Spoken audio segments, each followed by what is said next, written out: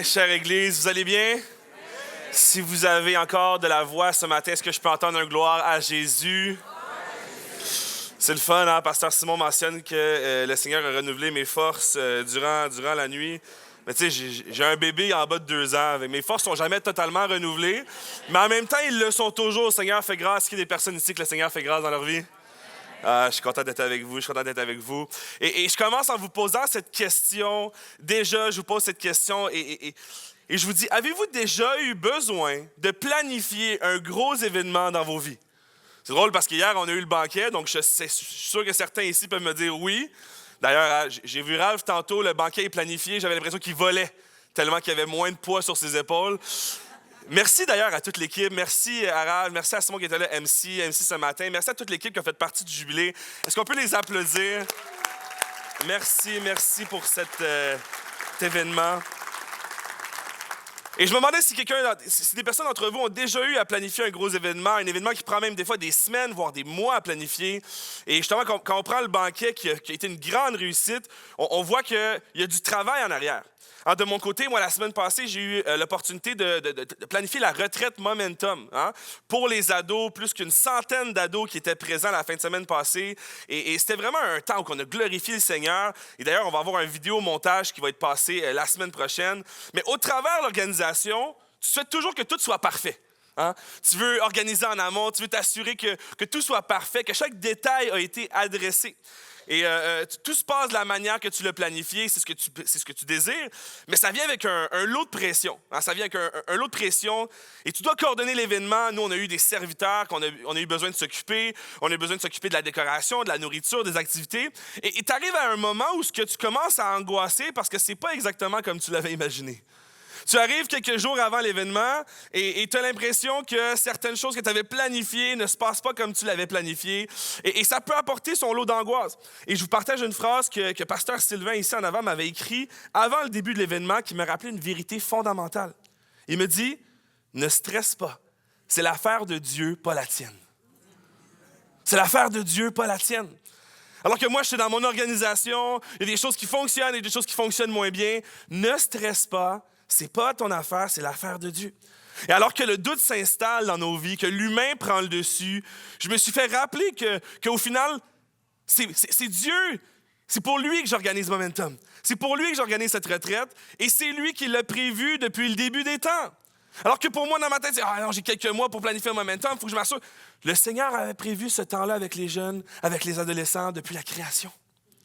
Qu'il est en contrôle et moi, je n'ai pas besoin de me soucier de quoi que ce soit parce qu'il a dicté les enchaînements de circonstances pour se rendre exactement là où il le veut.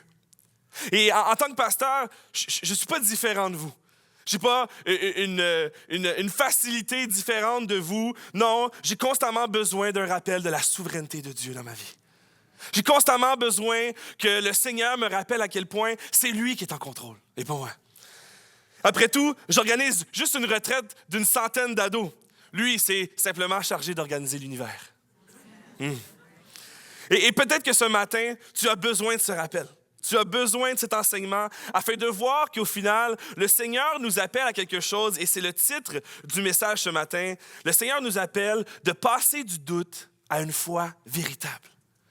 De passer du doute à une foi véritable. Et je parlais d'événements plus tôt, mais notre plus grande gestion dans nos vies, en fait, reste justement cette propre vie.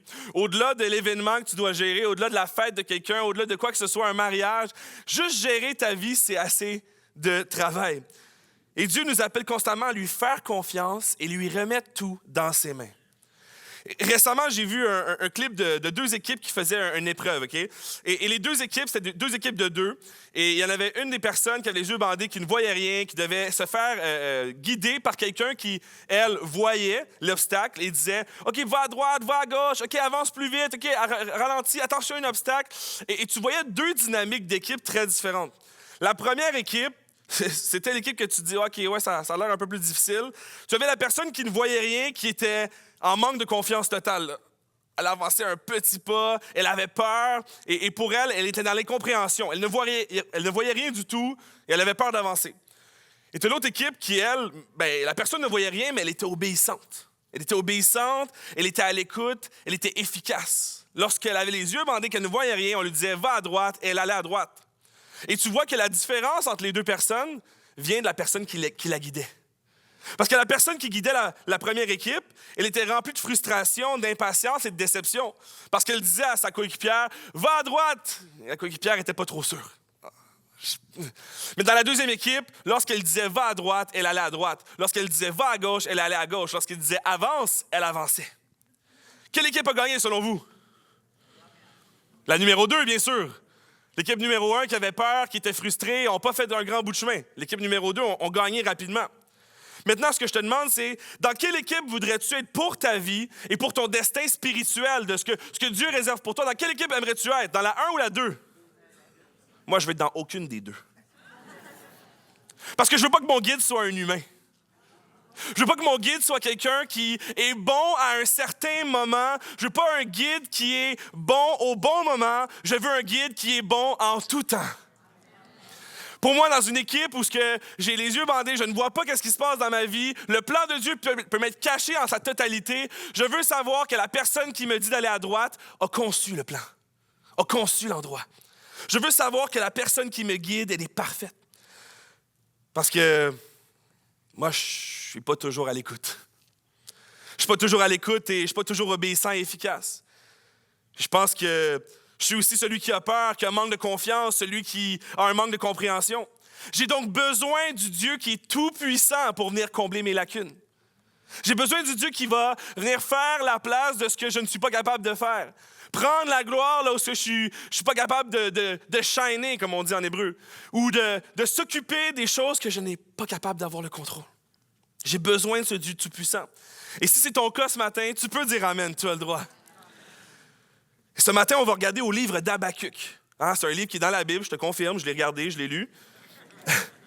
Et ce livre-là est l'exemple parfait de quelqu'un qui a passé d'un doute à une foi véritable. Et on va naviguer à travers tout le livre. Donc, 3 chapitres. On va naviguer à travers le livre afin de voir comment entretenir une réelle foi véritable et gérer les périodes de doute. Ah oui, et PS, je te dis, je ne te vends pas une crème miracle ce matin. Je ne te vends pas un onguent magique qui résout tous tes problèmes à la première application. C'est pas comme ça que ça fonctionne. Non, moi, ce que je fais, en fait, je te vends rien. Mais je te présente la plus belle des nouvelles du monde. Ce matin, je te présente la nouvelle qui a changé ma vie et qui a changé la vie de plusieurs centaines de personnes ce matin. Est-ce qu'il y a des gens qui ont été transformés par Jésus ici? Alléluia! Donc oui, Habakkuk, peut-être que c'est la première fois que tu entends ce nom-là. Qui est-il? Qui est-il? C'est un homme qui est un prophète de l'Ancien Testament qui voit ce qui se passait dans le peuple d'Israël, en Juda. Et il voit l'injustice qui se passe dans son propre peuple. Il voit que les plus forts arrivent et oppriment les plus faibles. Le mal, la violence s'y trouve. Bref, ça va pas bien là-bas, OK? Et il décide de s'adresser à Dieu, bon choix, et ensuite des réponses de la part de Dieu qui va arriver jusqu'à un revirement de situation chez Habakkuk. Et on va voir vraiment ce cheminement entre Habakkuk 1 et Habakkuk 3 à la fin du livre, où au début, tu vas le voir qu'il y a un doute et à la fin, il va y avoir vraiment une transformation. C'est pourquoi nous commençons notre lecture au verset 2 du premier chapitre. Ça va être à l'écran, sinon tu peux m'écouter. Donc, Habakkuk 1, versets 2 à 4 dit « Jusqu'à quand, Éternel, appellerai-je au secours? Sans que tu écoutes. Te crierai-je violence, sans que tu sauves? Pourquoi me fais-tu voir le mal et regardes-tu l'oppression? Pillage et violence sont devant moi. Il y a contestation et la dispute s'élève. C'est pourquoi la loi est paralysée et le droit n'est jamais établi. Car le méchant assaille le juste, c'est pourquoi un droit perverti s'établit. » Wow. Clairement, il est en train de crier à Dieu, il est en train de parler à Dieu et de dire « Comment se fait-il que tu permets ces choses? Comment se fait-il que je peux voir cette oppression-là et toi, tu n'es pas censé la voir? » En fait, il faut que tu comprennes, et c'est mon premier point ce matin, que le doute provient de la chair. Le doute provient toujours de la chair. Et Habakkuk est dans la première loge pour constater l'horreur du péché à travers l'humain qui est déchu. Il voit qu'est-ce qui se passe. Et les prophètes de l'Ancien Testament, il faut que tu comprennes que c'est plus que seulement des messagers. C'est plus que seulement des personnes que le Seigneur appelait et qu'il disait « Parfait, je vais apporter un message, je vais véhiculer ce que Dieu enseigne pour moi. Non, il vivait aussi les mots du peuple. Il voyait qu'est-ce qui se passait dans le peuple. Et lorsqu'il parlait au peuple, il vivait aussi les émotions. Habakkuk était dans la première loge pour constater cette horreur. Il constate toutes ces choses et implore par une lamentation la douleur qu'il a face à cela. Et c'est quoi une lamentation? Alors, pourquoi on en voit souvent dans le cadre biblique? C'est quoi une lamentation? Une lamentation, c'est le fait d'extérioriser une peine, un deuil profond. La lamentation peut être personnelle comme collective. Elle ne cherche pas à changer une situation, mais à exprimer et faire sortir les émotions qui sont vécues. Savais-tu que plus d'un tiers des psaumes sont des lamentations, notamment écrits certaines par le roi David? Et la lamentation est très différente d'une plainte. Parce qu'une plainte, c'est quoi? Ça cherche à blâmer, ça cherche à trouver un coupable, mais aussi trouver une solution. Mais ça cherche à atteindre une certaine autorité et ça nourrit notre sentiment de revendication. Et à travers ce qu'il se passe ici, il y a comme un mélange des deux. Habakkuk est en train de démontrer à quel point il vit cette peine-là, mais d'un autre côté, il est en train un peu de blâmer le Seigneur en disant « Combien de temps, Éternel, vais-je t'appeler sans que tu viennes me sauver? » Il y a comme ce mélange-là, mais à travers cette lamentation, on voit qu'il y a un désespoir dans ses paroles. On voit qu'il parle à Dieu comme si Dieu avait abandonné son peuple. Comme si Dieu ne se préoccupait pas du mal, pas du péché et pas de ses enfants qui étaient en train d'exister dans ce peuple rempli de violence, rempli de tourments. Écoute, je m'associe vraiment à Habakkuk, tu sais pourquoi? Parce que récemment, là, j'écoutais le Canadien de Montréal. Ouais. Quand je regardais les 3-4 dernières parties, je te confirme qu'il y avait des lamentations. Il y avait des plaintes, beaucoup de plaintes. Il y avait des doutes. Je ne suis pas en train de mettre ça spirituel, là. Je suis en train de faire bien sûr un exemple. Mais toutes ces choses-là étaient extériorisées de ma part. Je peux te dire que j'étais en train de parler à ma TV, puis dans ma tête, la TV m'écoutait. Ma femme pourrait même témoigner. Des fois, j'étais comme, OK, go les gars, on se réveille. Clairement, les gars, ils ne m'écoutent pas, ils ne m'entendent pas. Mais c'est sûr que je ne peux pas avoir non plus 100% confiance en des humains qui vont être faillibles. Ce reste seulement des humains. Je ne peux pas mettre ma foi dans des gens imparfaits, parce que lorsque tu mets ta foi totale dans une personne qui est imparfaite, la seule finalité va être la déception.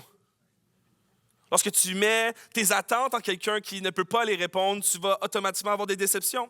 Mais de l'autre côté, ce qui est le fun, c'est que oui, peut-être j'étais triste en écoutant le Canadien, mais aujourd'hui, je suis joyeux parce que je peux mettre ma foi dans le Dieu parfait. Le doute finit toujours par me rattraper dans le détour, mais Dieu est toujours présent pour m'aider. Amen. Et quand je te dis que le doute finit toujours par rattraper, nous ne sommes pas exempts en tant que pasteur, parce que je te confirme qu'en tant que prédicateur, là, c'est difficile de ne pas douter lors de l'écriture d'un prêche. Lorsque je suis en train d'écrire mon message, comment tu veux que je veux faire confiance, puis je remets tout ça au Seigneur, mais je ressens des fois le poids de l'univers sur moi pour m'assurer d'interpréter la parole de manière pure et véritable. Et en fait, c'est pas à Dieu que je fais pas confiance, c'est à moi.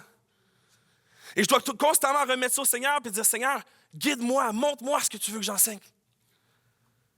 Mais en tant que leader dans l'Église, il y en a ici des leaders, on est toujours dans le doute aussi de vouloir bien conseiller, vouloir bien servir l'Éternel pour les bonnes raisons. Alors, des fois, je parlais à des gens durant des rencontres de membership et on parlait des opportunités de servir. Et c'est toujours plus beau de vouloir servir dans les ministères ou quoi que ce soit, mais il n'y a pas beaucoup de personnes qui me disent « Moi, j'ai vraiment un appel pour servir dans le stationnement à moins 40 l'hiver. » Et tu sais quoi? C'est correct, c'est pas tout le monde qui a cet appel-là, mais on a toujours le doute des fois de vouloir servir selon nos conforts à nous, hein? Selon ce qu'on est bien, selon ce qu'on aime. Mais des fois, le Seigneur nous appelle à plus. Ou en tant que parents, nous doutons aussi parce qu'on veut toujours prendre les bonnes décisions pour élever nos enfants dans les voies du Seigneur. Mais des fois, les voies du Seigneur sont difficiles quand ton enfant lance ta nourriture à terre. Des fois, les voies du Seigneur sont difficiles quand ton enfant ne t'écoute pas. Ou quand il n'a pas fait ce que tu lui demandes de faire, autant à l'école qu'à la maison. Tu veux, mais des fois, ça vient semer le doute dans ta tête. En tant que mari et femme, nous sommes dans le doute de vouloir bien bénir notre douce moitié sans avoir de motifs égoïstes qui viennent corrompre mes intentions ou nos intentions.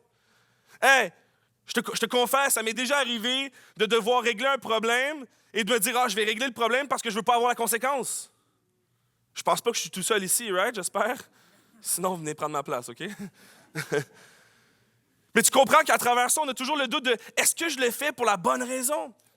En tant qu'ado, les ados ici avec nous ce matin, tu es exposé à tellement de mensonges à ton école, dans la vie, dans le monde, que tu doutes à savoir quelle est la vraie vérité. Heureusement, on l'enseigne à accès. Viens voir. En tant qu'enfant de Dieu ici, tout le monde, on vit dans des situations qui sont tristes, tragiques, comme tout le monde. Mais le doute vient s'installer dans nos têtes quant à la souveraineté de Dieu, quant à le contrôle de Dieu et son amour pour nous. Quand ça va bien, c'est facile. Hein? Quand ça va bien, c'est facile de croire. Quand la mer est calme, c'est facile de marcher selon la foi. Lorsque tout va bien, tu peux dire « Alléluia ». Mais lorsque Pierre était sur l'eau et que la mer a commencé à brasser, qu'est-ce qu'il est tombé? Nous sommes comme cet homme qui était proche de Jésus, qui marche facilement lorsque la mer est calme, mais lorsque le doute s'installe dans nos têtes, c'est facile de tomber. Et le doute provient de la chair. Mais le doute fait partie du cheminement spirituel de la foi. Le moment le plus dur d'un bébé, c'est quoi? C'est sa naissance. Le bébé qui passe de 9 mois complètement au chaud, nourri quand il veut, il peut bouger, il y a même des chatouilles, il entend papa, il entend maman. Et là, tu es en train de dire, sors de là, puis viens dans le monde froid, plein de lumière. C'est son moment probablement le plus difficile du bébé. Mais pourtant, c'est nécessaire à sa croissance.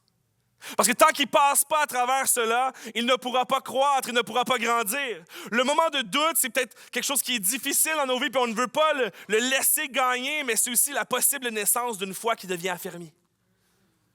Par le doute, tu le remets au Seigneur et tu comprends qu'il y a une foi véritable qui peut être avec cela. Pense à Thomas. Thomas qui doutait de la résurrection de Jésus, lui demande de vérifier. Et Jésus, lui, utilise son doute pour affermir sa foi. Utilise le doute d'un homme pour affermir sa foi. Et le doute est donc quelque chose de naturel. Pourquoi? Parce que notre nature, elle est humaine. Le doute est plus fort que nous parce que nous sommes de cette nature-là. Quand je dis plus fort, tu vas comprendre un peu. Mais en tant que chrétien, on est appelé à plus.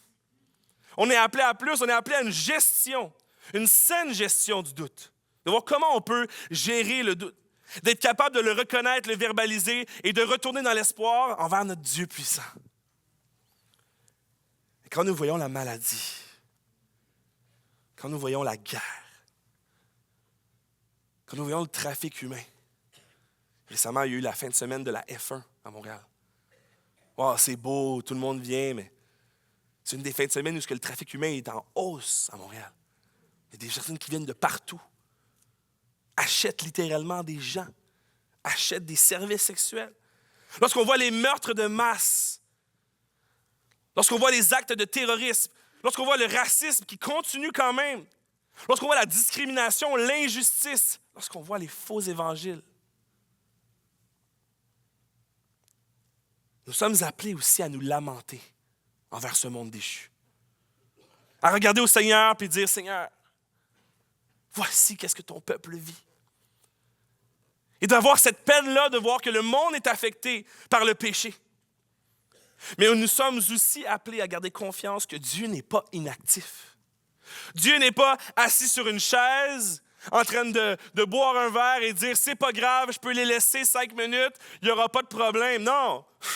Dieu n'est pas en pause. Dieu n'est pas en train de dire, je suis plus capable, j'ai besoin d'une pause d'au moins 5 ans, laissez-moi tranquille. Non! Dieu n'est pas insensible à son peuple. Dieu nous aime. Dieu regarde et lorsque nous sommes en train de nous lamenter, de voir cette peine, Dieu est en peine aussi.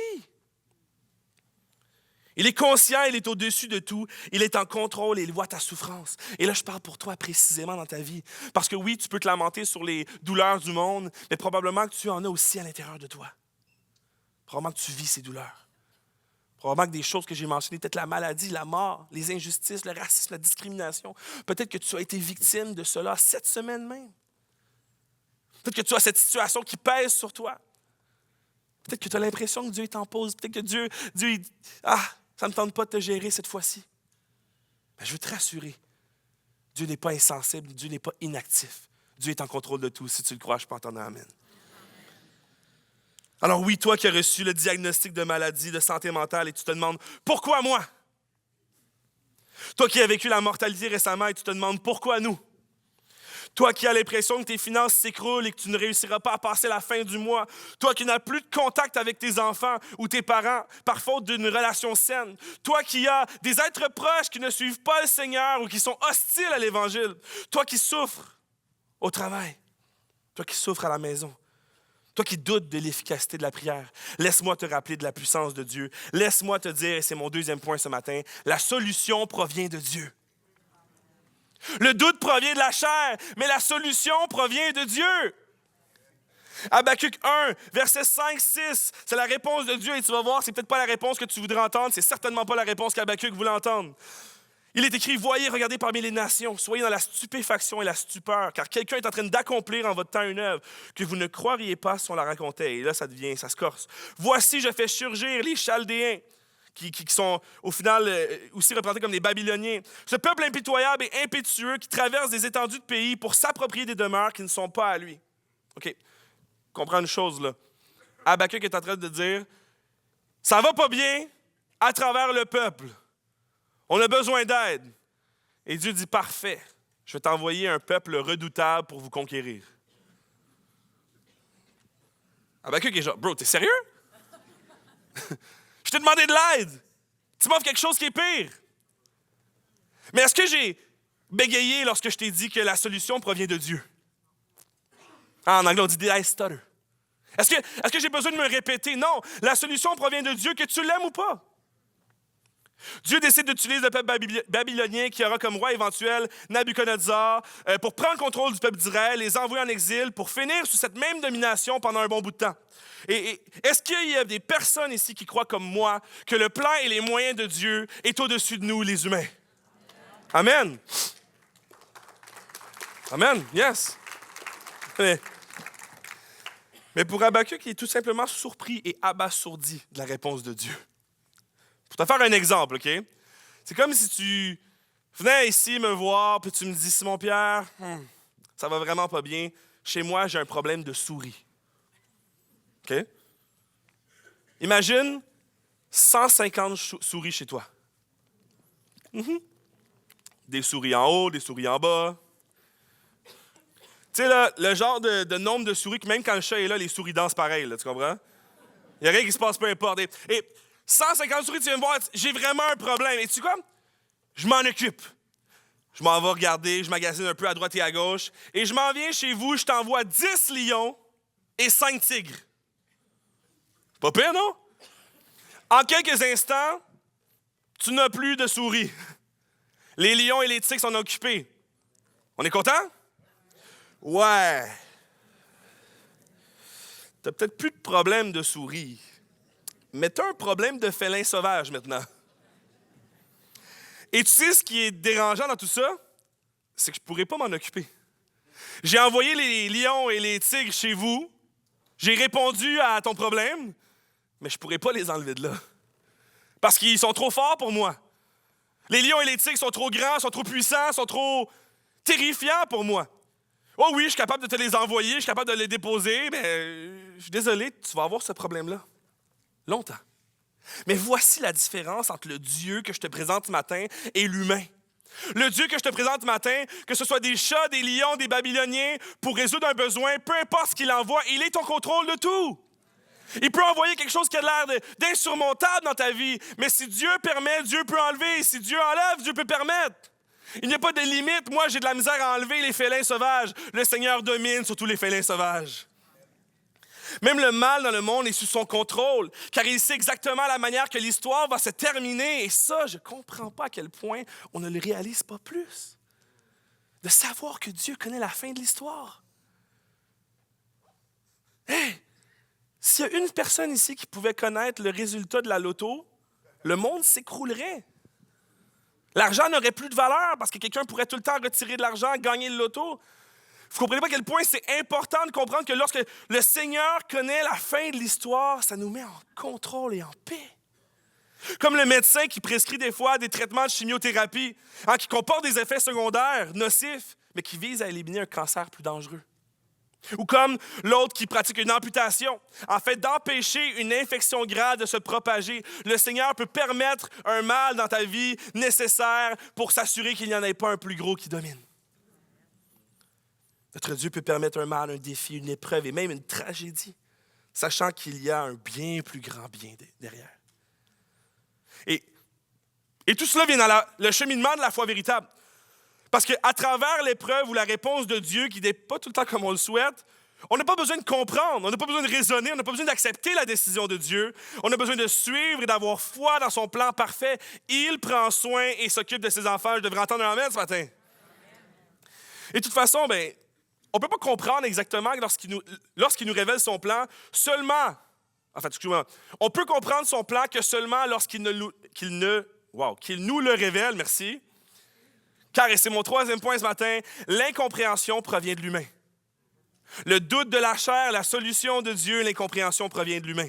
Comme mentionné tantôt, Habakkuk ne comprend pas pourquoi Dieu décide d'utiliser les Babyloniens pour venir répondre à son besoin originel.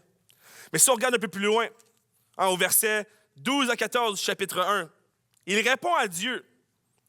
Il dit, « Mais toi, n'es-tu pas depuis toujours éternel, mon Dieu, mon Saint?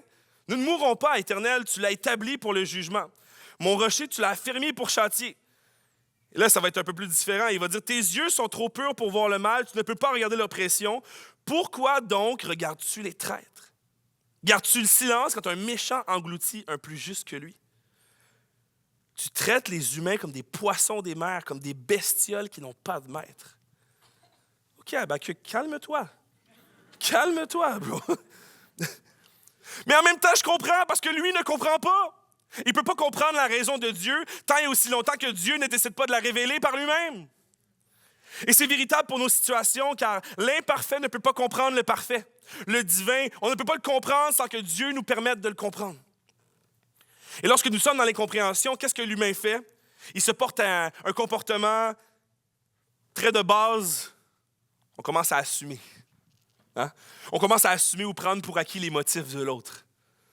Je ne comprends pas pourquoi tu le fais, donc je vais essayer d'assumer ou essayer de comprendre ou prendre pour acquis. C'est normal, hein? En fait, on est psychologiquement conçu avec le désir de comprendre, le désir de résoudre, le désir de trouver un lien, un but, une explication à tout. Que tu sois chrétien ou pas, c'est la même chose. Lorsque nous n'avons pas la réponse devant nous, on essaie d'en concevoir une. Habakkuk aura donc une réponse humaine face à la réponse divine de Dieu. Quand même audacieux, hein? Dans son incompréhension, il va assumer que Dieu traite les humains comme des poissons. Et là, il fait une référence parce que les Babyloniens seront ceux qui les attraperaient sans aucune scrupule.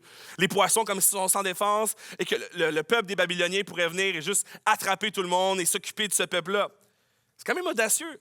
Tu dis à ton Dieu, tu ne t'occupes pas de nous.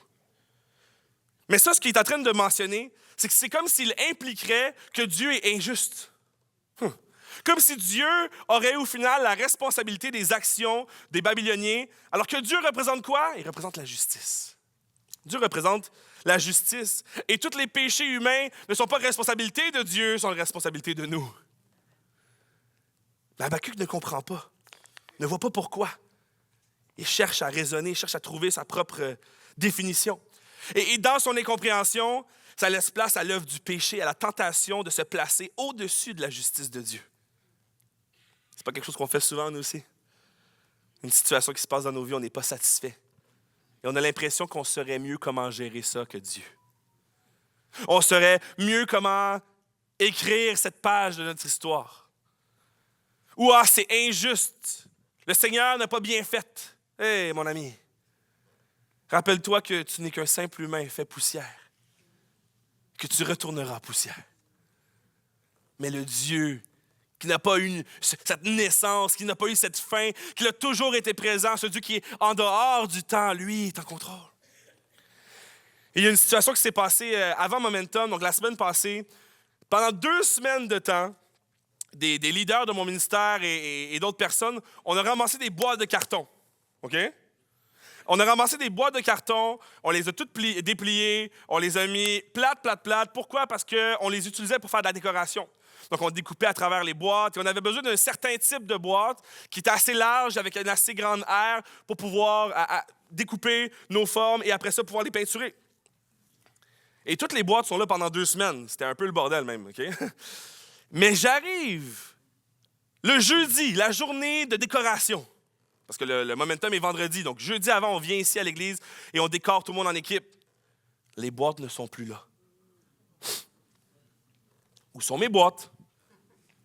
Pourquoi mes boîtes ne sont plus là? Comment mes boîtes ne sont plus là? Où mes boîtes sont? Et je me demande, j'essaie de parler à des personnes, j'appelle des gens, je me dis, est-ce que vous étiez là de telle heure à telle heure? J'avais l'impression d'être Columbo, OK? J'ai comme, est-ce que vous êtes, où étiez-vous le mardi de telle heure à telle heure? J'étais chez nous. OK, bye. Est-ce que j'ai trouvé mes boîtes? Non. Donc, parce que je ne trouve pas mes boîtes, rapidement, je tombe dans le négatif.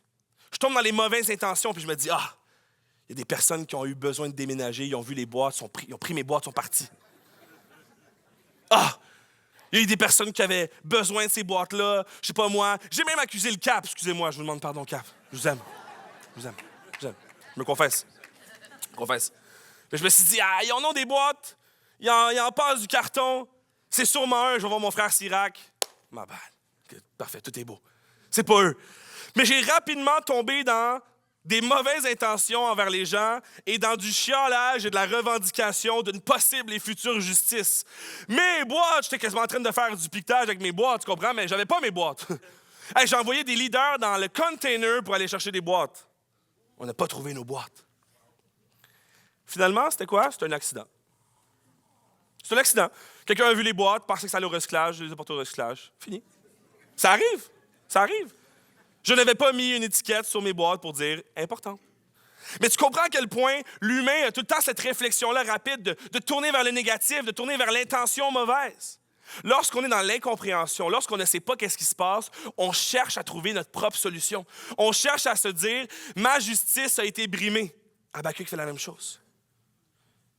Mais peuple, nous sommes tous à risque face au danger de l'incompréhension et des répercussions que ça apporte dans notre vie spirituelle. Que ce soit dans une prédication le matin, que tu entends quelque chose puis tu te dis « je comprends pas, donc je vais assumer que c'est pas quelque chose de vrai ». Sauf que de l'autre côté, Dieu nous offre quoi? Dieu nous offre sa parole. Dieu nous offre une opportunité de pouvoir rechercher les réponses à nos questions. Amen? Il nous donne l'opportunité de pouvoir regarder à son caractère et de voir que lui, il ne change pas. Il est immuable. Ce qu'il a fait avant, il le fera aujourd'hui. Comment il était avant, il l'est aujourd'hui. Donc oui, tu peux me dire, je suis dans l'incompréhension, mais moi je te dis, si tu lis ta Bible, tu vas commencer à comprendre. Parce que tout est écrit, tout est mentionné.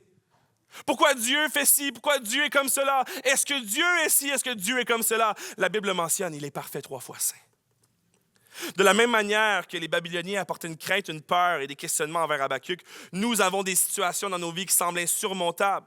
Et nous ne comprenons pas comment un grand Dieu, un Dieu si bon, pourrait nous permettre ou à permettre aux autres de vivre ces situations-là. Mais par la Bible et par une rétrospection de ses œuvres dans nos vies, parce que si je faisais une semaine complète à prendre vos témoignages de comment Dieu avait agi dans vos vies, je pense que j'aurais besoin de beaucoup plus qu'une semaine. Lorsqu'on fait une rétrospection puis on réalise comment Dieu a agi, quand Dieu a agi, où Dieu a agi dans ma vie, on commence à comprendre qu'il est possible de diminuer l'importance de l'incompréhension pour prioriser l'importance de sa grâce. Diminuer l'importance de « je ne comprends pas » et augmenter l'importance de « lui sait et lui comprend ». Je paraphrase, mais Ézéchiel 18:9 mentionne que l'homme juste qui suit mes prescriptions et observe mes ordonnances en agissant selon la vérité, celui-là est juste, il vivra à coup sûr. Faut que tu comprennes que dans le livre d'Ézéchiel, Dieu utilise le prophète pour parler d'un jugement de son peuple face au péché, face à une inconduite morale, spirituelle, physique, sexuelle, name it. Mais il mentionne cette phrase remplie de grâce, d'amour et de bienveillance pour sa création. Alors que c'est un livre qui parle beaucoup de jugement, il va avoir aussi cette parole qui dit « Celui qui est juste, celui-là est juste, celui qui agit selon la vérité, il vivra à coup sûr. » Alors imagine si dans un livre qu'on parle de jugement, c'est le Dieu fait grâce. Dans ta vie, ce n'est pas seulement une vie de jugement, Dieu fera grâce. Tu as un exemple ici de comment Dieu peut agir dans ta vie. Alors prenons donc l'incompréhension comme motivation à rechercher la face de Dieu. Je ne comprends pas, Seigneur, montre-moi. Je ne comprends pas, Seigneur, fais-moi comprendre. Je ne comprends pas, Seigneur, donne-moi une paix. Au lieu d'être une raison de tendre vers le péché. Et lorsqu'on fait cela, l'incompréhension va devenir une partie du cheminement vers la foi véritable. Car nous allons rechercher la vérité, la lumière et l'éclaircissement. Et ça, mon ami, je n'ai pas besoin de passer par 4 chemins pour te le démontrer, parce que la clarté provient de Jésus. Alors que le doute provient de la chair, la solution provient de Dieu, l'incompréhension provient de l'humain, la clarté provient de Dieu. Provient de Jésus, excuse-moi. Lorsque tu regardes à Jésus, tout devient clair. Habakkuk 2, verset 3-4 dit, « Car c'est une vision dont l'échéance est fixée, elle aspire à son terme, elle ne décevra pas. Si elle tarde, attends-la, car elle s'accomplira certainement. Elle ne sera pas différée. Voici que son âme est enflée, elle n'a pas de droite devant lui, mais le juste vivra par la foi. » Il n'y a peut-être pas de mention précise de Jésus, de prophétie messianique dans les livres d'Habakkuk, mais il y a une belle référence à un des fondements de l'enseignement de Paul sur la foi, dans le passage que l'on vient de lire. Pourquoi? Parce que le juste vivra par la foi. Donc, c'est en train de mentionner, la foi en Dieu est égale à la vie en Dieu. La foi en Dieu est égale à la foi en Jésus. La foi en Jésus égale à la foi dans notre salut. La foi dans notre salut égale à la foi dans la rédemption, la sanctification, dans les bénédictions à venir, et ce jusqu'au paradis. Tu vis dans le doute, tu as de la misère à comprendre, regarde à Jésus. On a pris le temps de parler de l'incompréhension, mais maintenant, je veux que tu comprennes et que tu vois à quel point Jésus vient mettre du sens et de la clarté dans le plan de Dieu pour toutes nos vies. Il vient mettre la clarté lorsqu'il y a de la misère à comprendre en tant qu'humain. Jésus est la manière de nous démontrer que Dieu s'est associé avec nous. Jésus est la manière de démontrer que Dieu a vécu les émotions que nous vivons, qu'il a passé au travers de nos problèmes, mais que lui, Jésus, oui, il les a surmontés et qu'il t'accompagne aujourd'hui pour surmonter les tiennes. Il est notre espoir pour traverser le désert et de croire qu'il y a une fin, un oasis et des jours meilleurs qui nous attendent. En fait, tu sais quoi? Jésus agit comme une feuille aide-mémoire lors de ton examen de fin de session. Il y a beaucoup de personnes ici qui n'ont plus d'examen de fin de session, je le sais, mais vous en avez eu. Et vous savez c'est quoi une feuille aide-mémoire? Jésus ne te donne pas toutes les réponses tout cul dans le bec, mais tu peux clairement te fier à lui pour résoudre les équations de ta vie. Il est cette feuille aide-mémoire. Il ne t'apporte pas une passe droite dans ce monde, mais il te donne une passe droite vers l'éternité. Le travail est fait d'avance. Moi, je me rappelle, les feuilles d'aide-mémoire, tu pouvais les faire durant la semaine à l'avance. Jésus est le travail qui a été fait d'avance pour que qu'il y ait des moments cruciaux, toi, tu puisses t'appuyer sur lui. Le travail a été fait d'avance lorsque l'épreuve arrive. Tu puisses t'appuyer sur cette aide-mémoire, t'appuyer sur Jésus, t'appuyer sur celui qui a passé partout. Et avoir la manière dont Dieu le Père aima Jésus le Fils. Avoir la manière dont Dieu le Père utilisa le sacrifice de son Fils parfait pour sauver des milliards d'autres fils et filles indignes et désobéissants. Et tu sais quoi? C'est nous, ça. Tout devient clair. Tout devient vrai. Tout prend son sens. Jésus, tu as envoyé ton Fils mourir pour moi. Ton Fils qui avait marché parfaitement, qui avait surmonté tout, qui avait vaincu la tentation, qui avait vaincu l'ennemi. Il est mort pour moi. Ah, là, je comprends. Ah, là, je vois ce que tu veux dans ma vie. Dieu nous aime réellement. Et tout ce qu'il permet dans nos vies sert à nous apporter plus près de lui et à le glorifier. L'œuvre qu'il fait dans nos vies permet de comprendre la beauté du paradis à venir, sachant qu'il n'y aura plus de maux, plus de faiblesse, plus de détresse. Hey, hier, là, au banquet, 850 personnes et plus en train de célébrer le nom de Jésus. Imagine au ciel. Imagine au ciel. Tu n'auras pas besoin de choisir ce que tu veux manger, ni de payer. Gaétan l'a mentionné, quelqu'un a payé pour nous, pour ce banquet céleste, pour cette éternité. Plusieurs milliards, millions, infinis de personnes, tout le monde qui va avoir été sauvé par l'œuvre de Jésus seront présents et pourront ensemble célébrer son nom. Wow! L'œuvre qu'il fait dans nos vies permet de comprendre cette beauté-là. Tout devient clair, net et précis par la personne, l'œuvre et le sacrifice de Jésus. Et ce matin, que tu connaisses ou pas Jésus, tu dois comprendre que c'est lui qui change tout.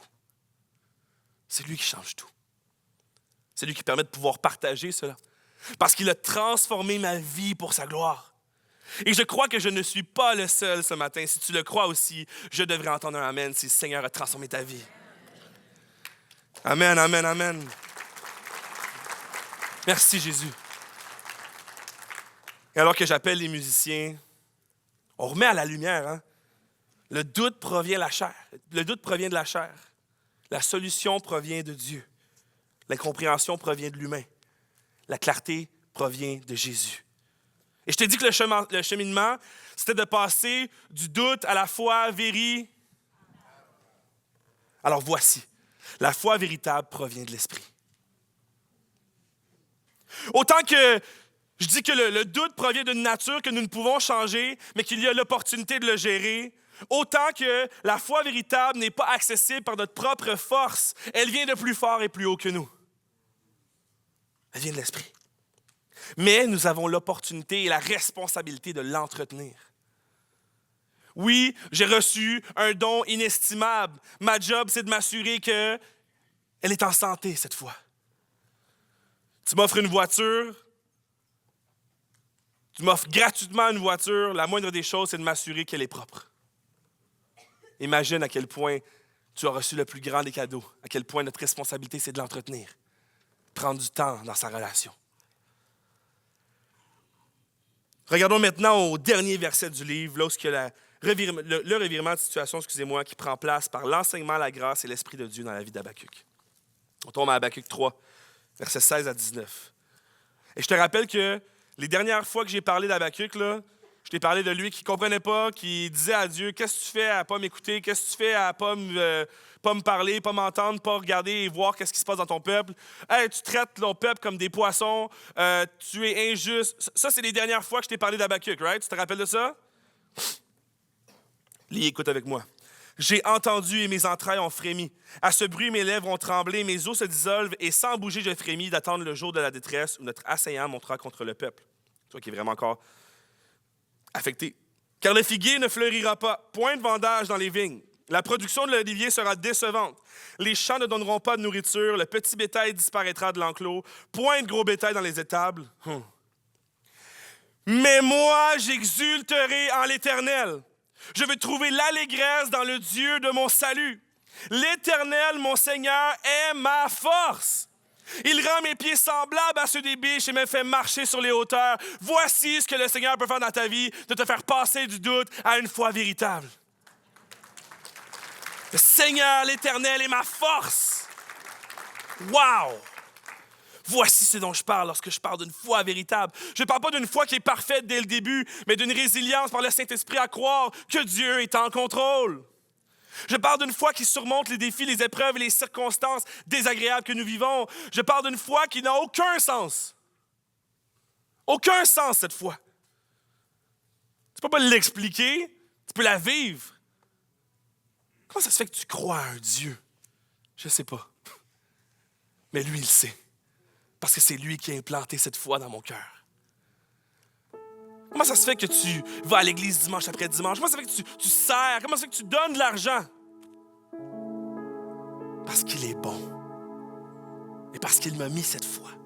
Je parle d'une foi qui n'a aucun sens. Je parle d'une foi qui apporte une paix dans le chaos. Une paix dans le chaos de ta vie. Une paix dans le chaos des circonstances. Une paix dans le chaos qui peut te tourmenter jour après jour. Cette foi qui apporte cette paix. Cette paix qui peut te soutenir.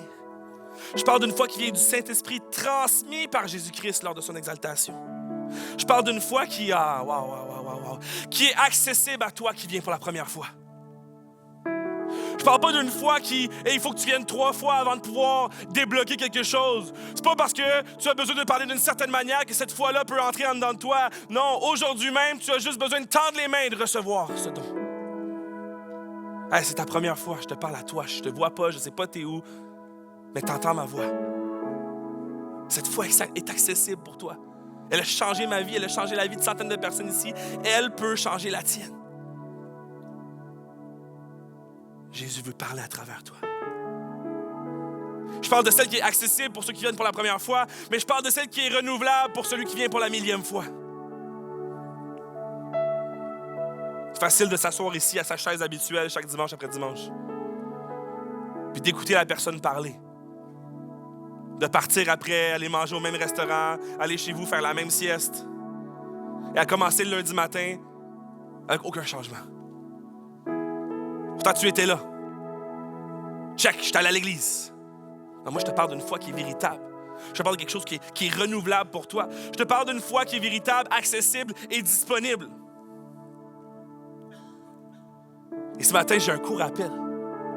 Un court appel pour toi, pour 2 types de personnes. Hein? Je parlais d'une foi qui est accessible, une foi qui est renouvelable. Mais je parle bien sûr au début, la première personne que je veux te montrer cet appel, c'est sans froufrou, sans flafla. Si tu désires accepter et vivre cette foi en Dieu, accepter pour la première fois Jésus pour de vrai, de prendre cette décision solennelle, d'accepter celui qui transforme les cœurs et les vies, celui qui est ton créateur, mais aussi ton papa, ton rocher, ton espoir et ta force. Ce matin, lève ta main. Là, tu vas me dire, mais pasteur, tu nous as pas fait baisser la tête et fermer les yeux. Non, puis je m'en fous. Parce que cette décision-là, elle est plus grande que ce que les autres vont penser de toi. Cette décision-là, elle est plus grande que la gêne que ça pourrait occurer. Pourquoi? Parce que lorsque tu lèves ta main et que tu prends la décision de vouloir accepter Jésus, ta vie va changer pour le mieux. Je t'ai pas dit qu'elle va devenir parfaite, mais je te dis qu'elle va changer pour le mieux parce que Jésus va t'accompagner maintenant. Amen.